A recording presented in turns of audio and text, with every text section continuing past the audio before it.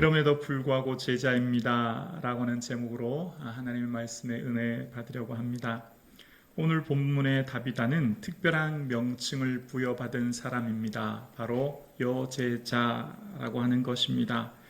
오늘의 마데트리아라고 하는 것은 제자에 대한 여성형 명사인데요. 여성 제자, 그러니까 여제자라는 것이죠. 오늘 본문 36절에 이렇게 기록되어 있습니다. 욥바에 다비다라 하는 여제자가 있으니라고 이야기합니다. 그러니까 여기 지금 등장하는 여제자는 신약 성경 전체를 통틀어 딱 한 번 여기에서만 등장합니다. 그러니까 단 한 사람 다비다에게만 붙여주는 특별한 의미가 있습니다. 신약에 얼마나 많은 여인들이 등장합니까? 예수님을 위해 향유 부었던 여인, 또 부활하신 예수님을 첫 번째로 찾아가 만났던 여인들도 있는데 오늘 본문 다비다에게 그 어느 누구에게도 주지 않은 특별한 명칭이 부여됩니다. 바로 여제자라는 거예요. 그러면 다비다의 어떤 모습이 예수님으로부터 그의 믿음을 인정하게 되었고 그의 삶의 여제자로 부름받게 되었을까요? 먼저 오늘 본문을 이해하려면 사도행전 8장부터 생각해야 되는데요. 사도행전 8장에 예루살렘 교회에 큰 박해가 일어납니다. 더 이상 예루살렘에 머물 수 없게 되었고 그들은 예루살렘을 떠나 뿔뿔이 흩어져 지내야만 했습니다. 그러던 중 이 다비다는 욥바라고 하는 도시에 이르게 되었고 그는 그곳에서 이제 예수님을 보여주는 삶을 사는데요.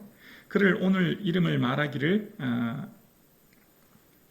히브리어 이름으로 다비다이며 헬라의 이름으로 도루가라는 이름을 붙입니다. 영양, 산양이라고 하는 헬라어식 이름은 당시 아름다움 혹은 영광이라는 의미가 담겨져 있습니다. 초대교회 성도들이 볼 때 도루가의 삶이 아름다움 또 그들에게 영광이 되었던 삶임을 간접적으로 알 수 있습니다. 그가 초대교회 사람들에게 그만큼 영광이 되었던 삶은 36절 하반절에 그의 삶을 통해 알 수 있습니다.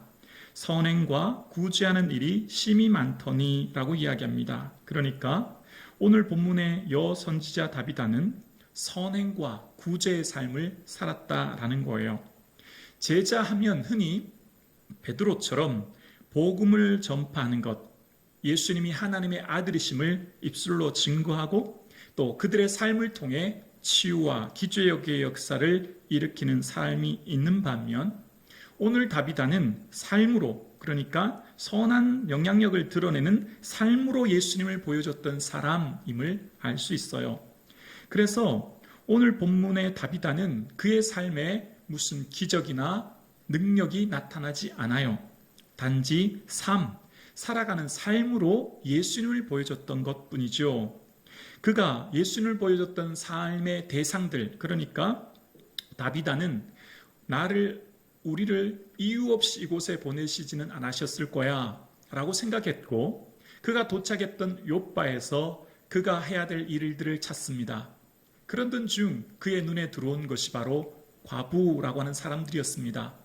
사도행전 6장에도 보면 헬라파와 히브리파 가부의 갈등이 기록되어 있는 만큼 당시 과부는 사회적 약자, 그러니까 홀로 경제 생활을 할 수 없는 여인들이었습니다. 오늘날과 달리 과거에는 누군가의 도움을 받지 않으면 살아갈 수 없는 존재가 과부였고 그들의 삶은 살아가기가 매우 공고했던 것입니다. 남편을 잃고 홀로 살아가는 여인 혹은 남편을 잃고 홀로 자녀들을 키우는 여인들이 있었던 것이죠. 그렇게 살아가는 여인들을 위해 다비다는 선행과 구제의 구체적인 모습이 39절에 나타나는데요. 모든 과부가 베드로 곁에 서서 울며 도루가가 그들과 함께 있을 때에 지은 속옷과 겉옷을 다 내 보이거늘 이라고 이야기합니다. 먹고 마시는 것, 먹는 문제뿐만 아니라 그때 당시의 삶에 절대적으로 필요한 의복의 문제를 책임져 줬던 거예요. 2세기 유대에서 지혜서인 시락에 보면 인생의 필수품을 빵, 물, 옷 이렇게 세 가지로 제시합니다. 옷은 그만큼 중요했던 것이고 오늘날 의식주처럼 이때 당시에도 옷의 문제는 참으로 중요했는데요. 겉옷과 속옷을 얘기할 때 속옷을 우리가 생각하는 이 한국 문화의 속옷이 아니라 속옷은 곧 그냥 일반 평상복이라고 생각하시면 돼요.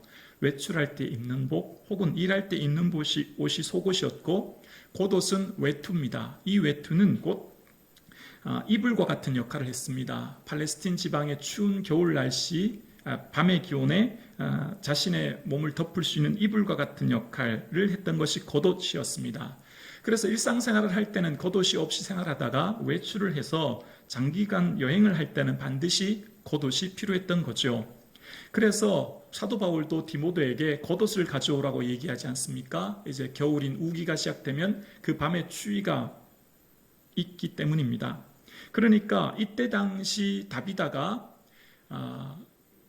선행과 구제의 삶을 살핀 대상은 사회적 약자인 과부들, 우리로 말하면 어쩌면 한부모 가정 이렇게 표현해도 될 것 같습니다. 그런 여인들을 향해 그들의 절대적으로 필요한 속옷과 겉옷의 문제를 해결해 줬던 것입니다.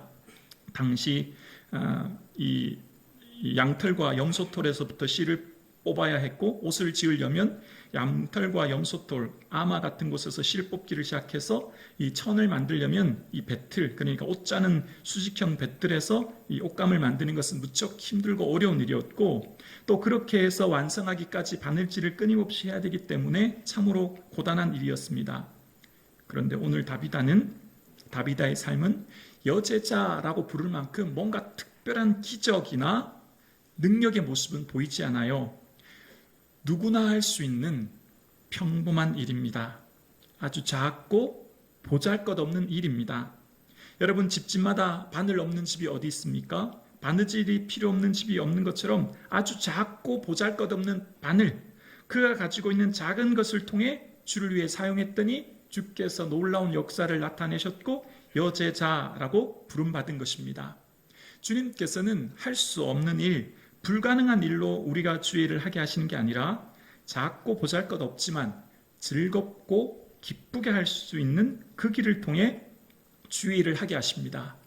찬양하는 것이 즐겁다면 찬양대 하시면 되십니다. 아이들을 보고 기쁘시고 흥분된다면 교사를 하시면 되는 거죠. 그처럼 잘할 수 있는 것으로 주의 일을 하게 하십니다. 잘할 수 있는 것, 작지만 보잘것없는 그것이 주의 일을 하는 통로가 된 거예요.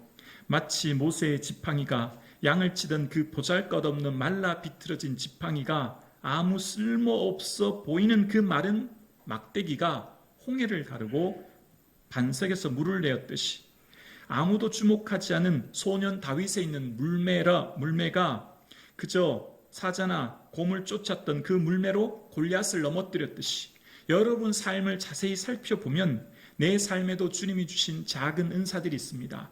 내 스스로 보기에 작고 하찮게 보이겠지만 그것을 주를 위해 쓸 때 주님이 놀라운 역사를 일으키실 줄로 믿습니다. 아멘이시죠? 그렇습니다. 삼갈은 소모는 막대기로 블레셋 사람 600명을 죽였다고 이야기합니다. 각자 자기 자신의 할 수 있는 작은 일들로 통하여 주의 일을 하게 하시는 거예요. 다비다라고 하는 여제자는 뭔가 크고 위대한 일을 해서가 아니라 삶의 작은 일로 주의 영광을 드러냈던 것입니다. 나를 이곳에 보낸 것은 이유 없이 보낸 것이 아님을 기억했고 그곳에서 자신의 도움을 필요로 한 과부들, 사회적 약자를 통해 그의 일을 나타냈던 겁니다. 오늘 저는 말씀을 묵상하면서 함께 있을 때라고 하는 39절 말씀을 주목하게 되었는데요. 오늘 본문 39절에 보면 도루가가 그들과 함께 있을 때에 지은 속옷과 겉옷을 다 내 보이거늘 이라고 이야기합니다. 도루가는 지금 그들과 함께 있었던 거예요.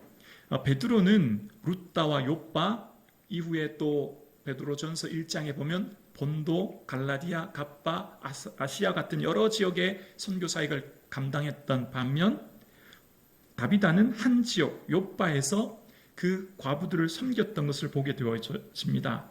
그들과 함께 있을 때에 여러분 부유한 사람 곁에는 사람이 많습니다. 함께하고 싶은 사람이 많아요. 권력 있는 사람 곁에도 마찬가지죠. 뭔가 많은 것을 가진 사람에게는 함께하고 싶습니다.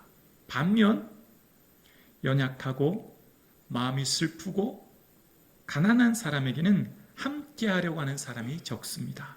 왜냐하면 내가 헌신이 동반되어야만 함께 할 수 있거든요. 그러니까 욥바에서 다비다가 과부들과 함께 있었던 것 아마 평생이었던 것 같아요. 몇 년인지는 알 수 없어요. 다비다는 때로는 지치고 곤고했을 것입니다. 때로는 떠나고 싶은 마음도 있었을 거예요. 그러나 다비다는 그곳에서 묵묵히 그들과 함께 했습니다. 저는 오늘 다비다를 묵상하면서 다비다가 마치 그때 당시 한부모 된 가정, 홀로 된 여인들의 어머니 같은 역할을 하지 않았나 생각해 보게 됩니다. 친정 엄마 말입니다. 아이를 낳았다고 하면 조용히 찾아가서 미역국 끓여주고 그리고 며칠 동안 태어난 아기의 옷을 열심히 지어서 갖다 주는 마음이 따뜻한 다비다. 다비다와 함께 있으면 그저 아무 말 하지 않아도 마음이 편안하고 슬프고 어려운 이가 있으면 그저 한번 안아주고 손 한번 잡아주는 다비다. 그 다비다가 연상되었습니다. 예수님도 예수님의 사역을 하실 때에 예수님의 사역의 주 대상 그 사람들이 가난하고 배고픈 사람들, 병들어 고통당하는 사람들이었듯이 다비다는 자신의 위로가 필요한 사람에게 머물러 있는 사람이었습니다. 그렇습니다. 우리의 삶 가운데 건강한 옆에 있기는 쉽습니다. 그러나 아픈 사람 옆에 오래 머물러 있기는 어렵습니다. 부유한 사람 옆에 머물러 있기는 쉽습니다. 그러나 가난한 사람 옆에 오래 머물러 있기는 어렵습니다. 행복한 사람 옆에 머물러 있기는 쉽습니다. 그러나 슬픈 사람 옆에 오래 함께 머물러 있기는 참으로 어렵습니다. 모두가 건강한 사람, 부유한 사람, 행복한 사람 옆에 머물러 있으려 하지 아픈 사람, 가난한 사람, 슬픈 사람, 병든 사람 옆에는 머물러 있으려 하지 않습니다. 그들에게는 친구가 없습니다. 다비다는 그것을 알았던 것입니다. 그래서 고독하고 외로운 과부들과 함께 그 평생의 삶을 살았던 것이죠. 우리 교회가 이런 교회 되기를 소원합니다. 성북중앙교회는 아프고 슬프고 가난하고 힘든 이들의 친구가 되어주는 교회 되기를 소원합니다. 저와 여러분의 삶이 그러한 삶 사실 수 있기를, 예수님을 보여주는 삶, 그런 삶 사실 수 있기를 주의 이름으로 권면드립니다. 다비다는 버티는 인생이었습니다. 그들과 함께 버티는 것이죠. 어머니가 버티면 아이들이 살아납니다.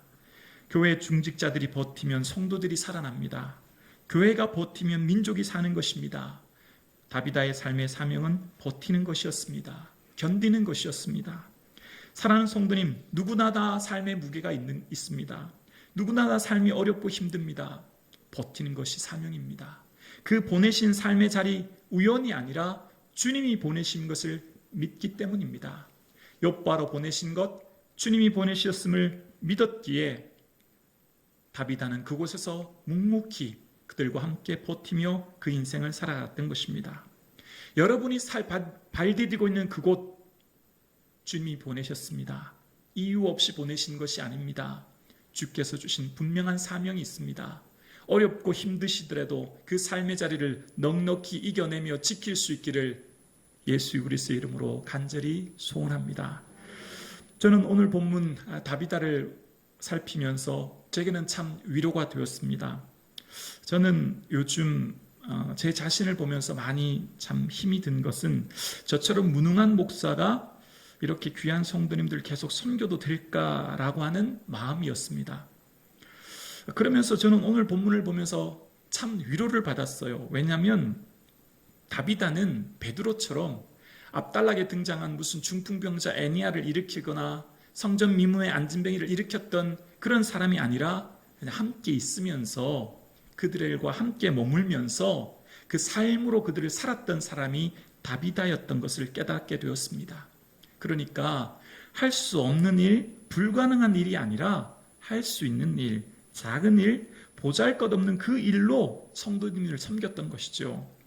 그러면서 저는 한편 제가 할 수 있는 작은 바늘이 뭘까를 생각해 보게 되었습니다. 제가 무슨 특별한 신유의 은사가 있거나 말씀에 특별한 탁월한 능력이 있거나 혹은 특별한 지식이나 부요함이 있는 것이 아님을 저는 잘 알기 때문입니다. 저 자신을 한 주일 동안 곰곰이 생각해 보았습니다. 제가 잘할 수 있는 바늘은 뭘까? 그것은 바로 기도더라고요. 그냥 묵묵히 성도님들을 위해 기도하는 것. 그것 또한 제자가 될 수 있구나 생각하면서 제 자신이 마음이 참으로 큰 위로를 받게 되었습니다. 베드로만 제자가 아니라 다비다 또한 제자라 부르신 예수님께서 저 또한 제게 주어진 작은 바늘, 기도의 사명을 잘 감당할 때 저 또한 제자라 부름받을 것을 확신합니다. 사랑하는 성도님, 여러분의 삶은 어떻습니까? 여러분의 삶이 보잘것없고 무능하여 연약하여 힘들고 지칠 때가 있지는 않으십니까? 내 스스로를 인하여 지치고 연약해질 때가 있지는 않으십니까? 염려하지 마십시오. 여러분 삶에도 작은 바늘이 있을 것입니다.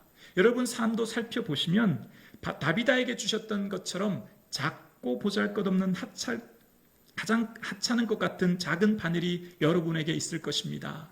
그것을 통해 주의 일을 할 수 있기를 소원합니다. 그것 또한 주의 일이 되며 주의 놀라운 역사가 나타날 것입니다.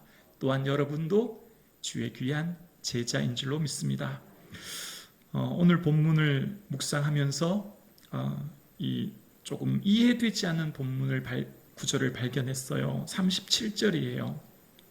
그때에 병들어 죽음에 시체를 씻어 다락에 누이니라. 어떤 제자는 병든 사람을 고치는데 왜 다비다는 병들었을까? 다비다도 제자인데 다비다도 선행과 구제로 심이 많아 주의를 했는데 왜 병들었을까? 마음이 참 무겁고 힘들었습니다. 그리고 이해가 되지 않았습니다. 병들었음에 고치셨다라고 해야 되는데 또한 그 다음 구절은 그것 때문에 죽었다라고 이야기합니다. 그래서 더 마음이 힘들었습니다. 여러분의 삶은 어떻습니까? 다비다처럼 주를 위해 최선을 다해 애쓰고 노력하는데 여러분 고난이라고 하는 문제를 만나지는 않으셨습니까? 그것 때문에 죽을 것 같은 한계 상황에 처해져 있지는 않으십니까? 그것 때문에 너무 힘들어 뛰쳐나가고 싶고 믿음을 포기하고 싶은 마음은 생기지 않으십니까? 저는 오늘 본문을 보면서 또한 성도님들의 삶을 생각하면서 왜입니까 하나님? 다비다처럼 선행과 구제로 연약한 과부들과 함께 있는 다비다가 왜 병들어야 하며 왜 죽어야 했습니까? 라고 주님께 질문하게 되었습니다. 그런데 쉽게 그 해답을 찾는 것은 무척 어렵다는 것을 알았습니다. 3년 전 제가 말씀드렸던 프레드릭 밀러, 안나 라이네크 선교사 부부에 대해서 잠시 말씀드리려고 합니다. 한국 이름 민로아 불에선 선교사입니다. 130년 전 1892년 미 북장로교 소속으로 파송받아 조선 땅에 온 민로아 선교사님. 조선 땅에 도착했을 때 그들은 결혼한 지 얼마 되지 않아 자녀가 아직 없었습니다. 한국에서 조선에서 선교하던 6년째 되던 해 첫째 아이가 태어났습니다. 너무나 행복했고 감사했습니다. 그런데 그로부터 8개월 뒤 아이는 시름시름 아프기 시작했고 풍토병으로 숨을 거두었습니다. 양아진에 묻어야만 했습니다. 아픔과 슬픔이 있었지만 또 열심히 선교 사역을 감당하게 되었고 그로부터 3년이 또 흘렀습니다. 둘째 아이가 생긴 것입니다. 그 부부는 참으로 감사하고 기뻤습니다. 그런데 그 아이 또한 태어나자마자 하루가 채 지나지 않아 천국으로 떠나 보내야만 했습니다. 민노아 선교사가 더 크고 더 큰 슬픔과 아픔을 겪을 수밖에 없었던 것은 둘째 아이를 잃은 지 얼마 되지 않아 38세 된 아내 불에선 선교사마저 천국으로 떠나 보내야 했던 것입니다.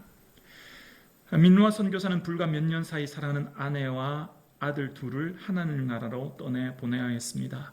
그 마음이 얼마나 아프고 힘들었을까요? 가히 상상할 수조차 없는 고통과 아픔을 느꼈을 것이라 생각합니다. 이 모든 것을 지켜본 당시 조선 사람들, 선교사님에게 이런 질문을 하죠. 당신이 전하는 예수는 누구기에 이렇게 당신을 힘들게 합니까? 그들도 이해가 되지 않았을 것입니다.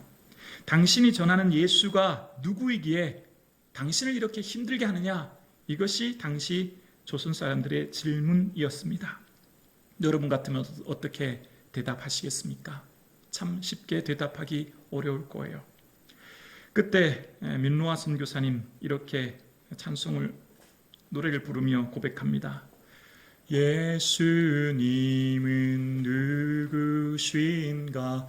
우는 자의 위로와 없는 자의 풍성이며 전한 자의 높음과 잡힌 자의 노임되고 우리 기쁨 되시네. 우리 2절 함께 할까요?